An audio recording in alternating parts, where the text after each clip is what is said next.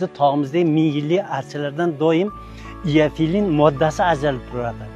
Ertalab bular vaqtli turgandan keyin tog'dan shamol esadi. Shamol o'zi bilan birga tabiiy iofilinni olib keladi. Ana undan keyin kasal odam bundan nafas olgandan keyin uni bronxlari ochilib, nima deydi, kayfiyati ko'tarilib sog'lomlashadi. O'sha ilgari zamonlardan boshlab batga kelingan. Ot aravada peda ham kelgan.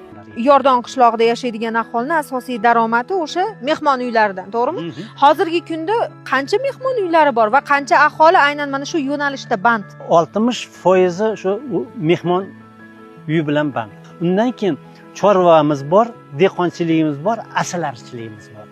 2025-yilda 1 milliard 750 million kredit naqd ajratib xalqqa berdik. Asosan uy mehmonxonasi. Bugungacha Yordon qishlog'i o'ziga xos tabiati, pirviqor tog'lari, havosi bilan odamlarni o'ziga jalb etgan bo'lsa, endi davlatimiz rahbarining tashabbusi bilan kichik bu qishloqqa milliardlab mablag'lar ajratildi turizm maskaniga aylantirish uchun. Siz ko'rib turgan 64 gektarlik ushbu maydon esa turizm maqsadida ajratilish ko'zda tutilmoqda va bu yerda mehmonlarni dam olishlari uchun ko'ngilochar maskanlar barpo etiladi.